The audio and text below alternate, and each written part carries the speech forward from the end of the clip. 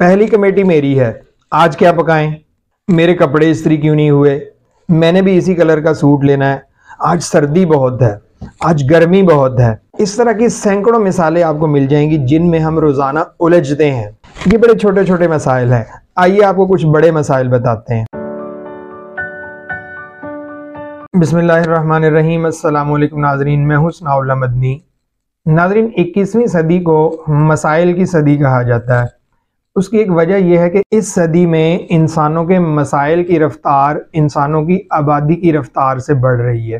ویسے تو ہر مشکل کے ساتھ آسانی ہوتی ہے، ہر مسئلے کے ساتھ اس کا حل ہوتا ہے، لیکن اس حل کو تلاش کرنا پڑتا ہے۔ اسی عنوان کو لے کر یوول نوح ہراری نے ایک کتاب لکھی جس کا عنوان اس نے رکھا 21ویں صدی کے 21 سبق۔ زیادہ تر ہوتا یہ ہے کہ کتابیں ہمیں مسائل کے حل بتاتی ہیں، ان کی سلوشن کی طرف لے کے جاتی ہیں، لیکن یہ کتاب جو ہے یہ ہمیں مسائل کا حل نہیں بتاتی، بلکہ ہمیں چھوٹے چھوٹے مسائل سے نکال کر بڑے بڑے مسائل کے اوپر غور و فکر کرنے کی توجہ دیتی ہے، اور ہمیں اس چیز پر ابھارتی ہے کہ بڑے مسائل کو حل کرنے کے لیے ہمیں غور و فکر کرنی چاہیے۔ ناظرین، اس کتاب کا نام ہے 21ویں صدی کے 21 سبق۔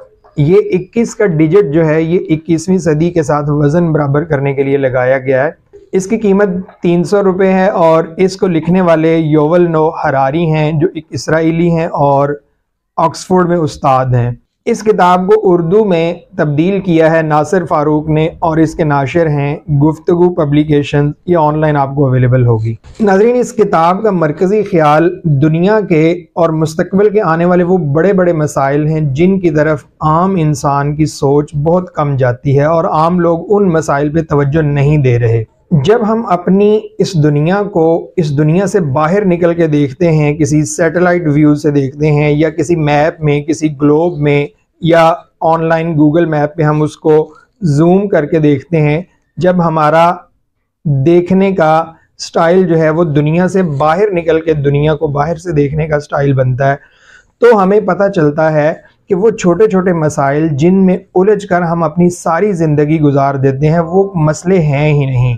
ان چھوٹے چھوٹے مسائل میں الجھ کر ہم بڑے بڑے آنے والے خطرات سے غافل ہو جاتے ہیں۔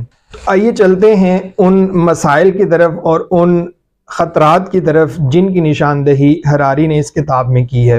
پہلی چیز جو ہراری نے اس کتاب میں ہمیں بتائی وہ یہ، ہراری کہتا ہے کہ دنیا میں انفارمیشن ٹیکنالوجی اور آرٹیفیشل انٹیلیجنس یہ ایک بہت بڑا خطرہ دنیا کے سر پر منڈلا رہا ہے۔ دنیا میں انفارمیشن ٹیکنالوجی بلٹ ٹرین کی رفتار سے آ رہی ہے، اور آرٹیفیشل انٹیلیجنس اور مصنوعی ذہانت یہ ایک ایسا کمپوننٹ ہے جو ابھی تک ہم سمجھ نہیں پا رہے کہ یہ انسان کی سہولت کے لیے بنایا گیا ہے یا یہ ایک خطرہ بن کر سامنے آ رہا ہے۔ آرٹیفیشل انٹیلیجنس عام انسانوں کی جگہ لے کر عام انسانوں کو بے روزگار کرنے کی طرف لے کے جا رہی ہے، اور اس کی بہت بڑی بڑی ایگزامپلز آپ کو آن لائن گوگل اور چیٹ جی پی ٹی حال ہی میں ریلیز ہونے والی ایک ویب سائٹ اور ایک اپلیکیشن اس سے نظر آتی ہیں۔ ہراری نے دوسرے نمبر پر یہ بتایا کہ دنیا کو اس وقت جو دوسرا بڑا خطرہ درپیش ہے اس میں موسمیاتی تبدیلی، دہشت گردی اور قوم پرستی شامل ہے۔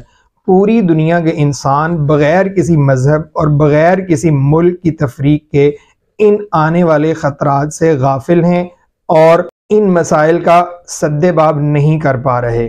تیسرا اہم نقطہ جو ہراری نے اس کتاب میں بیان کیا وہ یہ کہ وہ کہتا ہے کہ دنیا میں اس وقت جعلی خبروں کا ایک بازار گرم ہے۔ اس کی بہت بڑی مثال ہمیں ہمارے ملک پاکستان میں نظر آتی ہے کہ سوشل میڈیا، فیس بک، ٹویٹر یہ سارے جعلی خبروں اور افواہ سازی کا ایک گڑھ بن چکے ہیں۔ ہراری کہتا ہے کہ ہمیں حقیقت اور افسانے میں فرق کرنا سیکھنا چاہیے، ہمیں حقیقت، جعلی خبریں اور اصلی خبریں ان میں فرق کرنا آنا چاہیے۔ چوتھا اہم نقطہ جو اس کتاب میں بیان کیا گیا، ہراری یہ کہتا ہے کہ دنیا کے انسان اس وقت بے روزگار نہیں ہو رہے بلکہ بے مقصد ہو رہے ہیں اور عارضی خوشی کی تلاش میں جا رہے ہیں۔ خوشی کا حصول ایک ناقص مقصد ہے۔ وہ کہتا ہے کہ ہمیں زندگی میں خوشی حاصل نہیں کرنی چاہیے بلکہ مقصد تلاش کرنا چاہیے، کیونکہ خوشی جو ہے وہ مقصد کے اندر مقصد کے حصول میں شامل ہوتی ہے۔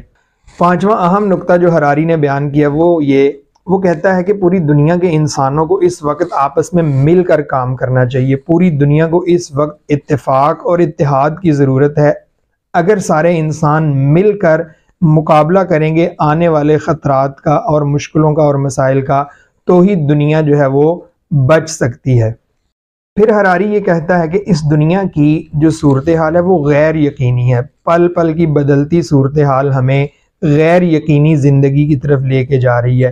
ہمیں اپنے آپ کو تبدیلی کو قبول کرنے والا، اپنے آپ کو تبدیلی کے مطابق ڈھالنے والا، یا تبدیلی میں اپنے آپ کو ایڈجسٹ کرنے کے قابل بنانا، اس کا ہنر ہمیں آنا چاہیے۔